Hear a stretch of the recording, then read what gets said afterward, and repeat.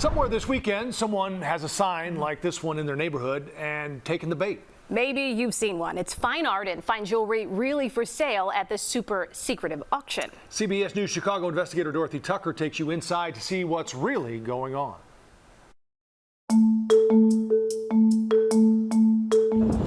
Hi, can I talk to you for a moment? A simple reporter's request that did not solicit the desired response. Do not do that.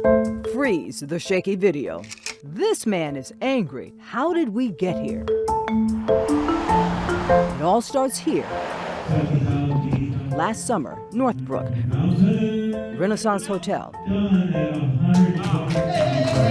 In response to viewers' complaints, so it's gold, color yellow, that unscrupulous auctioneers were preying on trusting customers, enticing them to bid thousands of dollars on designer goods that viewers say have questionable value. My mission, with cell phone in hand, What does that say? to check out the scene let me take it with me and go see Brainwash. I know him. and track down the operators. Because this is a one-on-one piece. You're not going to find in this gallery. It may be, but on the auction's website, this.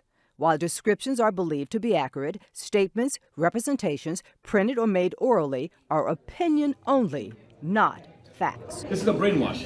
That's his signature. Is this an example? If you see any of the Brainwash, same thing, it's fake. I'm telling you right now.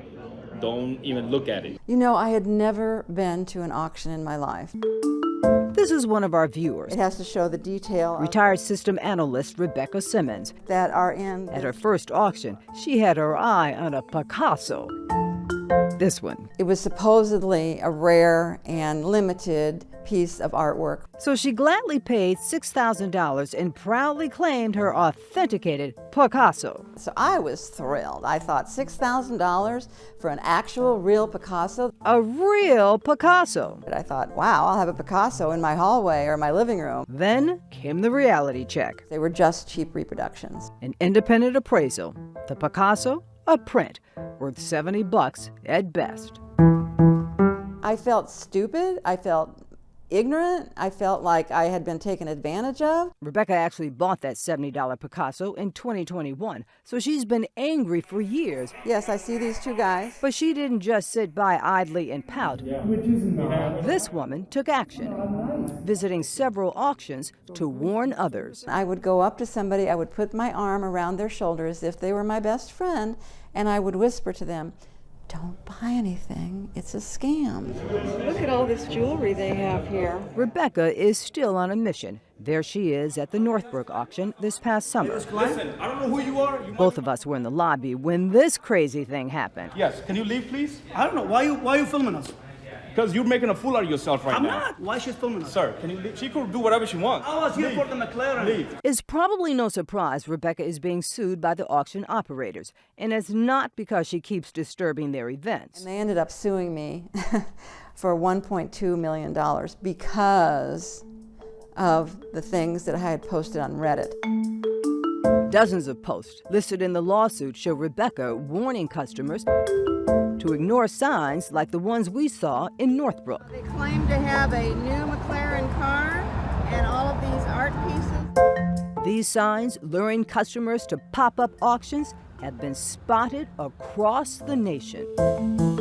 Who are the people that are attending these auctions? Ignorant people like me that think they're getting a bargain. It's not high-income people, it's average people. The lawsuit accuses Rebecca of posting false information about the auction and the signs.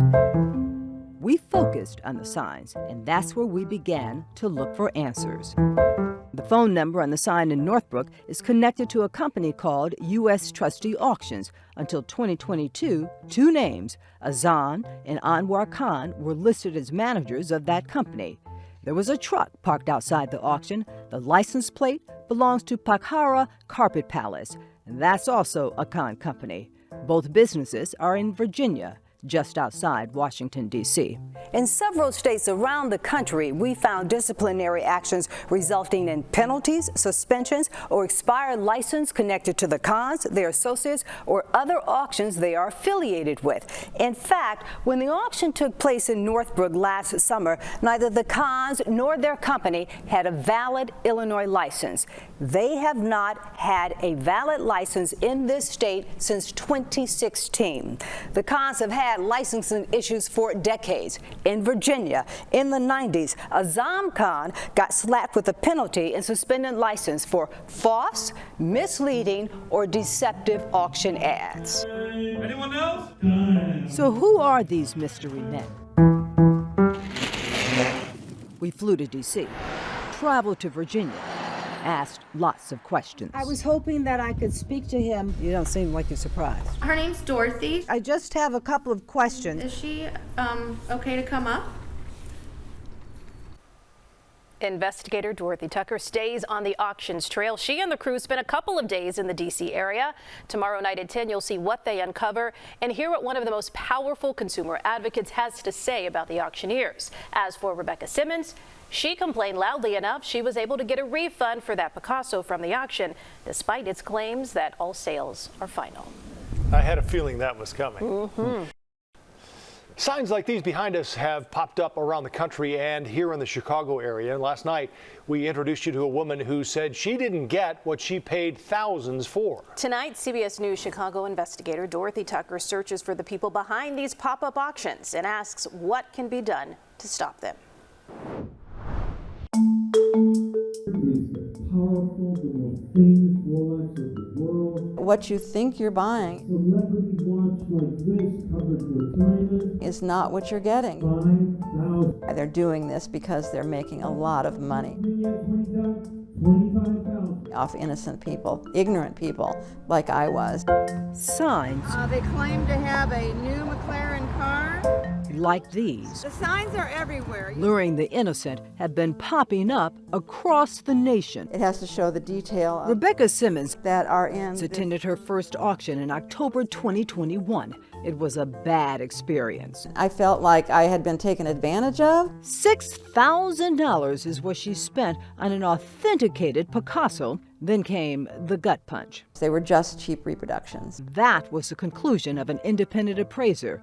It's worth just $70. I was very angry. Who are these people? The search for answers? Not easy. These operators use more than a dozen business names. In their background, penalties, suspensions, expired licenses in several states.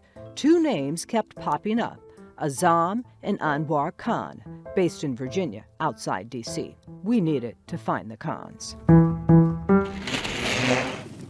We headed east. First stop, Dulles, Virginia. A warehouse. Hello? Hi. I'm looking for the cons. Will he buzz me in? I was hoping that I could speak to him. Nope. So we mosey to the back. And look what we found. This truck is registered to the Cons Carpet Company. Why is this important? We've seen this type of truck before, here, outside an auction in Northbrook last summer. Both are registered to Anwar Khan and that warehouse in Virginia. Bingo, we're on the right track. You work for the company? No, I'm just the next door neighbor. So we chat him up, 70,000, 80,000. show him a photo of the man on stage at the auction in Northbrook. Off camera, he calls him the mastermind. Hello. And then, Deputy Lewis County Sheriff's Office. Somebody gave us a call. are we in trouble? To ask him some questions. We explain our assignment. Did anybody ask you to leave? No, Nobody? Okay. all good. On to the next spot, the home of Azam Khan. I got a feeling we're probably being recorded. We can't get past the gate, which is too bad because look at this place. Zillow listed as a $4.4 million mansion. I'm going to try calling them. At the tone, please record your message. No answer, When you have finished recording, no surprise. Moving on. I'm here to see Anwar Khan. Okay. Remember, the tenant identified this photo as the man in charge of the auctions. Is she okay to come up? She's here for Anwar. Holding my breath, I'm assuming you had something scheduled. fingers crossed. I don't have anything scheduled, but would you tell him that it's Dorothy Tucker from CBS Chicago? Okay. She's with CBS Chicago. Silence. Guessing that's a no. So I pull up the photo. Ask the million-dollar question. That's him.